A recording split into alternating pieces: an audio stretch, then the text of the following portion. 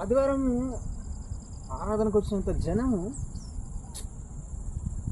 ఈ ప్రార్థన కోరికకి ఎందుకు రానో అర్థం కాదు బ్రదర్. అసలు వాళ్ళ కోసం మీరు చేశారు కదా బ్రదర్, మళ్ళీ వాళ్ళు వచ్చి ఎందుకు చేయడం ప్రార్థన? నా మొహం చూస్తారేంటి? ఆల్రెడీ ప్రార్థన చేయండి అని చెప్పడానికి అక్కడ ఒక అతను వస్తున్నాడు, ఆయనను చూడండి.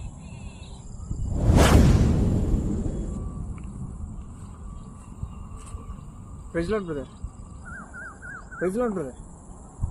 కొద్దిగా మా ఇంట్లో కొద్ది పరిస్థితులు బాగాలేవు, దయచేసి ప్రార్థన చేయండి.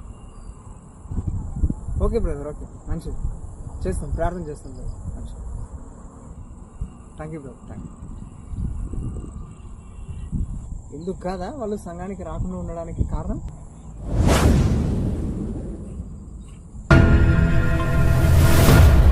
Praise Lord brother, praise Lord brother. అదే బ్రదర్, బాబు సీట్ కోసం చూస్తున్నాడు, దానికోసం ప్రార్థన చేయమని చెప్దామని వచ్చాను.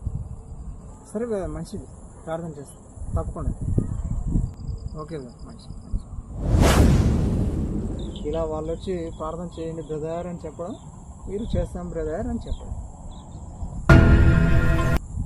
మేము మీకోసం ప్రార్థన చేస్తాం బ్రదర్, కానీ మీరు కూడా సంఘానికి వచ్చి మీకోసం, మీ కుటుంబం కోసం, ఈ లోకంలో ఉన్న వాళ్ళ కోసం, సంఘం కోసం మీరు కూడా చెయ్యాలి బ్రదర్ ప్రార్థన అని ఏ రోజైనా చెప్పారా వాళ్ళకి?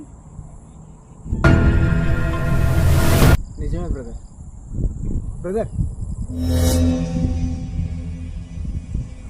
ఏమనుకోనంటే ఒక మాట, ప్రతి ఒక్కరూ వస్తున్నారు బ్రదర్ మా కోసం ప్రార్థన చేయండి, మా కోసం ప్రార్థన చేయండి అని చెప్తాను. దేవుని సేవకులుగా మీకోసం ప్రార్థన చేసే బాధ్యత మాకుంది, కానీ దేవుని మందిరానికి మీరు కూడా వచ్చి ప్రార్థన చేసేటువంటి బాధ్యత ఖచ్చితంగా మీకు కూడా ఉంది. అందరూ మా కోసం ప్రార్థన చేయండి ప్రార్థన చేయండి అని చెప్పుకుంటూ వెళ్తే మరి సంఘానికి వచ్చి ప్రార్థన చేసే వాళ్ళు ఎవరు? ఒకసారి ఆలోచించండి.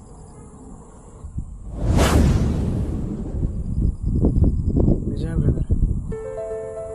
కాబట్టి దయచేసి కనీసం ఈ వారం నుండన్నా ప్రార్థన చేయడానికి సంఘానికి రండి.